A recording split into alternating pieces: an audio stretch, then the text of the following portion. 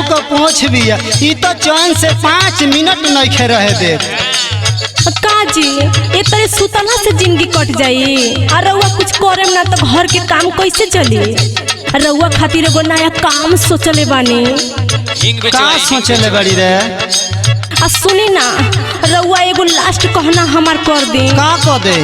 एगो ठेला बनवा ली आ गोलगप्पा के दुकान करी दा। हाय देख ए भैया ई केतना हमसे काम करवाई। हमार बात सुन बड़ी तोर सुन लिहनी। जेवन करे के करम ना कराई दिहली रे बन रे। जेवन करे के करम ना कराई दिहली रे बन रे। हमरा से चाय बेचा वाई दिहली रे बन रे। हमरा से चाय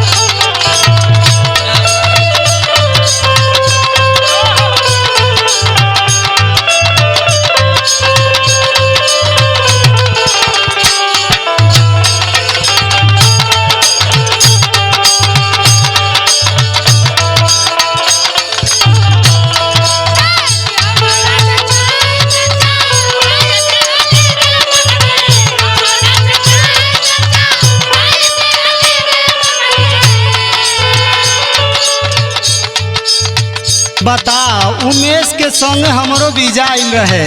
हमहू विदेश में आज 50,000 महीना न कमैती तते घर में आटा चौकी लगवा दिहली घरे रखे खातिर। हमार बात सुन जा तो कमाए हम रहनी विदेश रे।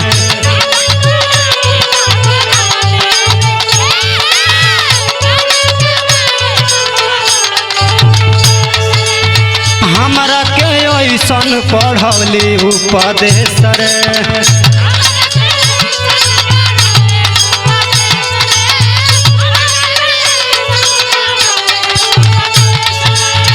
जात कमाए हम रहनी विदेश रे। हमरा के ऐसन पढ़ौली उपदेश रे। घर ही में चौकी चलावाई दिहली। घर ही में चौकी चलावाई दिहली रे बन रे। हमरा से चाय बेचा वाई दिहली रे बन रे।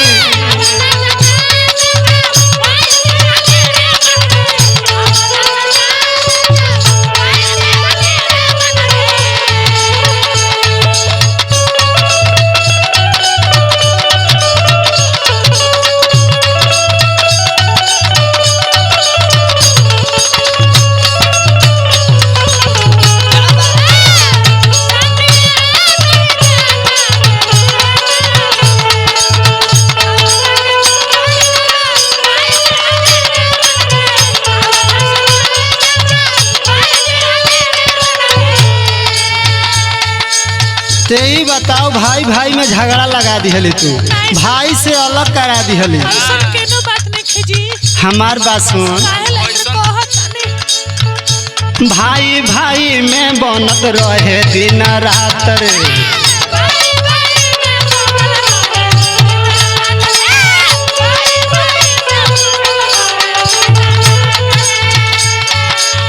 हमनी के तू तो छोड़ा दिहली साथ रे।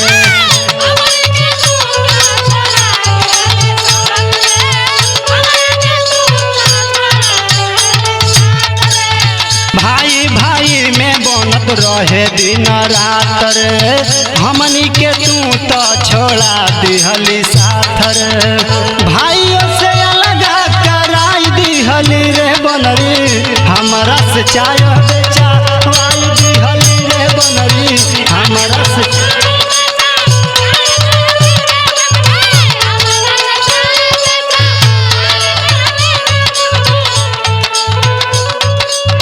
अपन रूप रेखा तू नहीं देखत रोज रोज माइये से लड़ल रहतड़ी। अरे का भइल बा जी हमरा रूप में? हमार बात सुन, कटरीना लिखा लागी ना। रूप न रेखा तू करेली गुमान रे।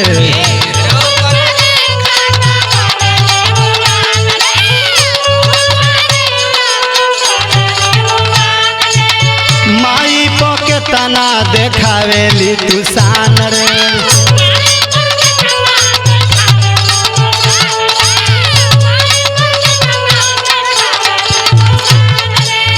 रूप न रेखा तू करेली गुमान रे। माई पके तना देखावेली तू शान रे। घर में महाभारत लगाई दी होली, घर में महाभारत लगाई दी होली रे बनरी। हमारा से चाय बेचा